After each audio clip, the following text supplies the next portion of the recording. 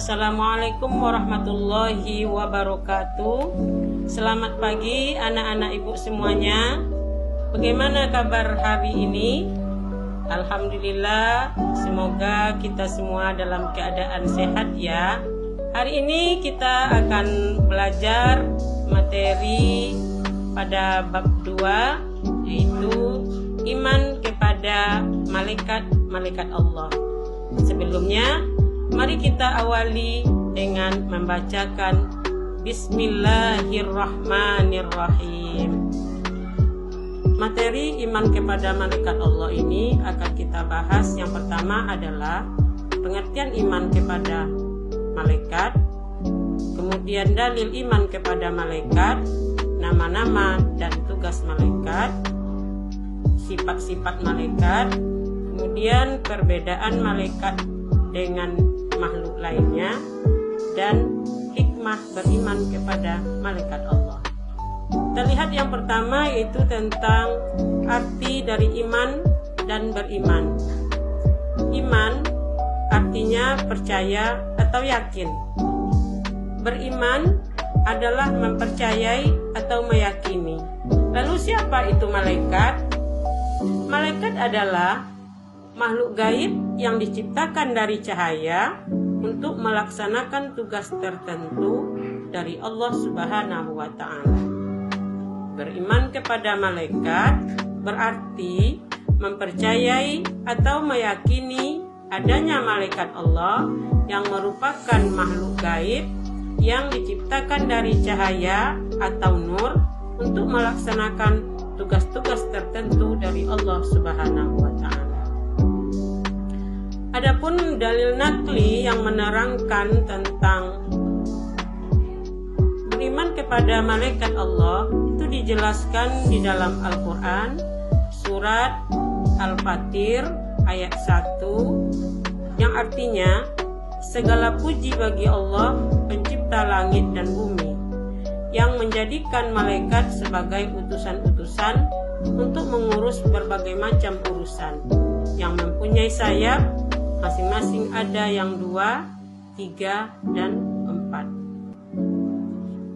Kemudian dilanjutkan dengan kita akan mempelajari tentang nama dan tugas-tugas malaikat.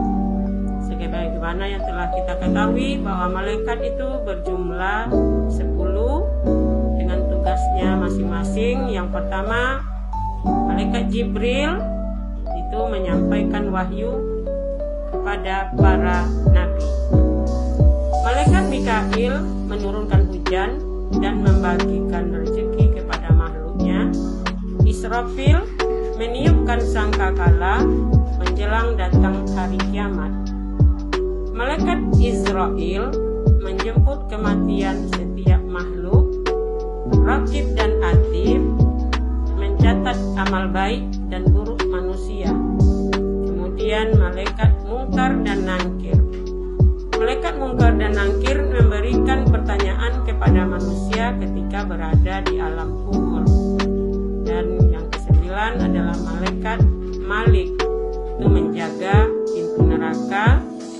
Terakhir malaikat Ridwan, itu menjaga pintu surga. Malaikat memiliki sifat-sifat. Yang pertama, makhluk gaib diciptakan dari nur.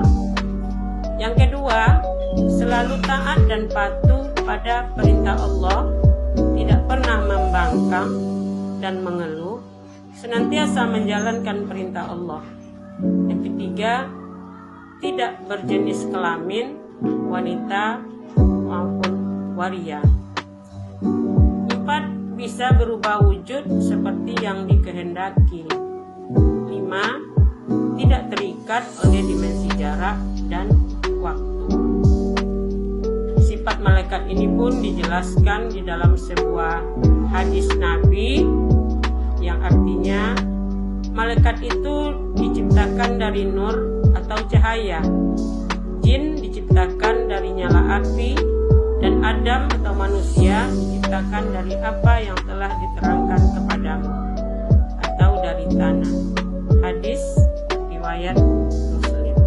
Kemudian malaikat memiliki perbedaan dengan makhluk-makhluk lainnya Ini perbedaan dengan manusia, perbedaan dengan jin. Di sini akan dijelaskan itu perbedaan antara malaikat, manusia, dan jin. Malaikat diciptakan dari cahaya, sedangkan manusia diciptakan dari tanah, dan jin diciptakan dari nyala api. Malaikat punya sayap dan tangan, sedangkan manusia hanya punya tangan. Jin juga punya sayap dan tangan. Malaikat selalu taat kepada Allah. Manusia ada yang taat, ada yang ingkar. Sedangkan jin ada yang taat dan ada yang ingkar. Kemudian perbedaan malaikat dengan makhluk lainnya adalah malaikat tidak makan, tidak minum, dan tidak tidur. Sedangkan manusia butuh makan, butuh minum, dan tidur.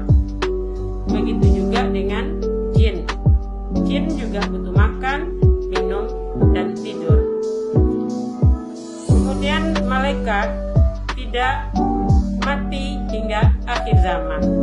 Sementara manusia semuanya akan mengalami kematian atau mati sebelum akhir zaman, apabila sudah datang waktunya. Kemudian jin dapat mati sebelum akhir zaman. Itulah perbedaan antara malaikat, manusia, dan jin. Kemudian hikmah dari kita beriman kepada malaikat Allah, yang pertama adalah perbuatan manusia dicatat dan diawasi oleh malaikat.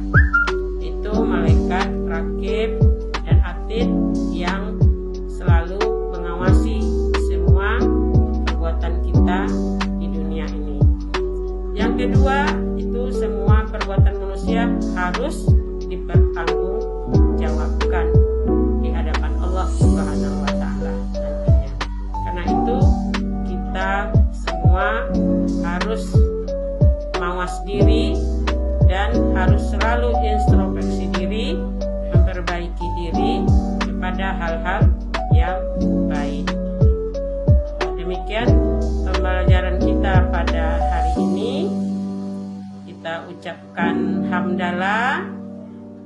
Semoga kita diberi ilmu yang bermanfaat dan penuh keberkahan. Assalamualaikum warahmatullahi wabarakatuh.